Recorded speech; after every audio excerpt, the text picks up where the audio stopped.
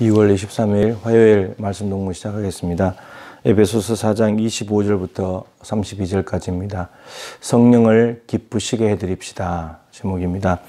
어제 옛사람을 벗어버리고 새사람을 입어야 된다. 이렇게 바울이 말하고 난 뒤에 그럼 이 삶이 구체적으로 어떤 것이냐 이런 거죠.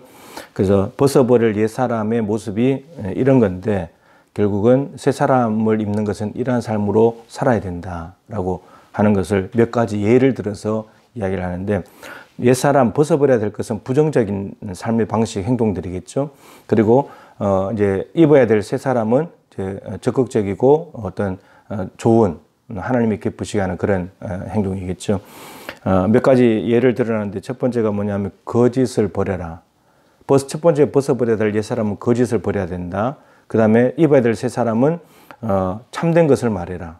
그러니까 거짓말을 벗어버리는 것, 이것만 해도 잘하는 건데, 근데 여기까지 한다고 해서 새 사람이 된 것이 아니고 새 사람의 모습은 참된 것을 말하는 사람이 돼야 된다. 여기까지 가야지 새 사람이 된 거다, 이런 말입니다.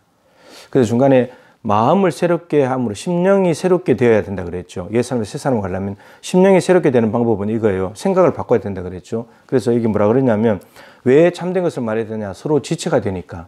그러니까 생각을 바꿔야 돼. 옆에 있는 사람은 내가 거짓을 말해도 될 사람이 아니라 내 지체야.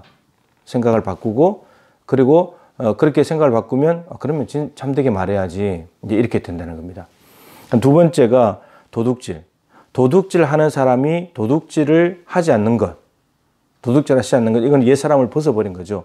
그러면 새 사람이 되는 건 뭐냐 하면 자기 손으로 수고해가지고 선한 일을 하는 것. 그러면 어떻게 일을 할 수 있는가 생각을 바꿔야 되는데, 가난한 자를 구제하자. 그러니까 남의 것을 몰래 훔쳐다가 살아가는 사람이 가난한 사람들에게 나눠주며 살아야지, 이 생각으로 딱 바꿔지게 되면 그러면 자기 손으로 열심히 일을 해가지고 도둑질, 남을 돕는 건데 훔쳐서 도울 수는 없잖아요. 그러니까 자기 손으로 열심히 일해가지고 구제하는 거죠. 예, 가난한 사람들 도와주기 위해서 자기 손으로 열심히 일해서 선한 일을 하라라고 이야기를 하고, 여기까지 가야 도둑질을 그만두는 것도 귀하지만 그 정도로는 안 되고 자기 손으로 열심히 일을 해가지고 남에게 나눠줬을 때 그때 이 사람은 새 사람이 된 거다, 이렇게 말할 수 있다는 거죠. 그 다음에 더러운 말. 더러운 말은 입 밖에도 내지 마라.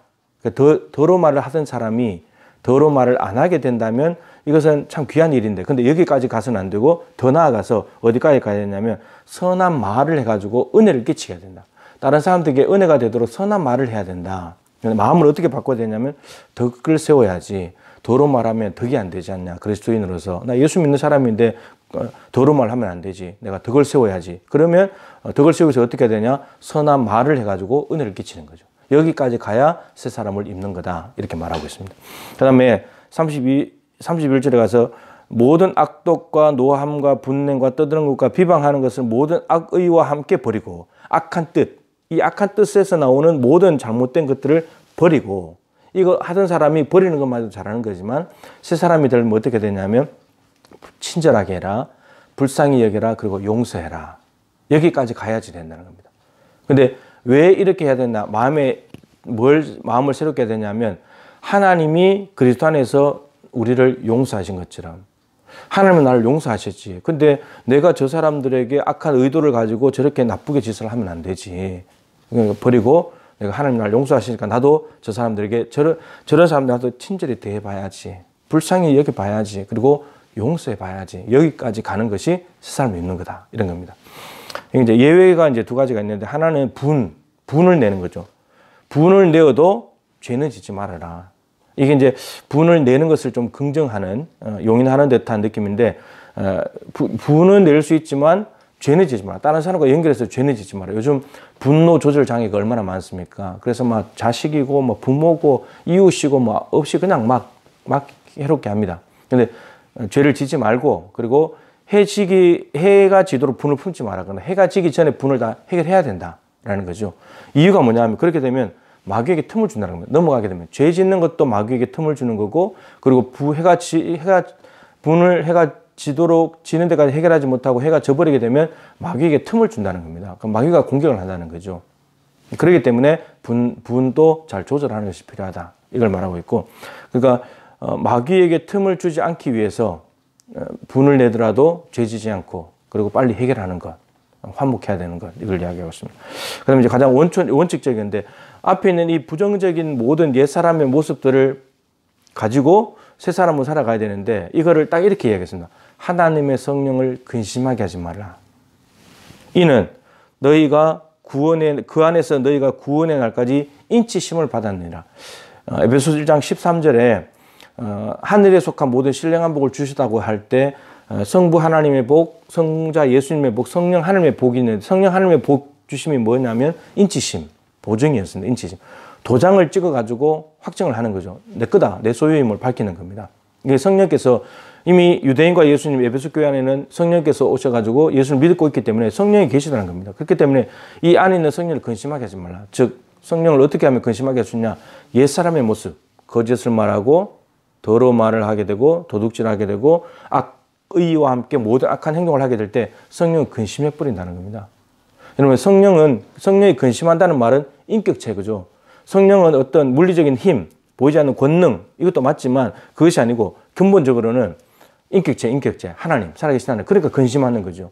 그 성령에 대해서는 성령을 이런 옛 사람의 모습을 살아가게 되면 성령을 근심하게 하는 것이고 성령을 부인하는 일이고, 그리고 마태복음 12장에는 바알세불 논쟁에서 성령님을 힘입어서 귀신을 쫓아냈는데 바알세불을 힘입어서 쫓아냈다고 했기 때문에 성령을 모독하는 거고 성령을 거역하는 거죠.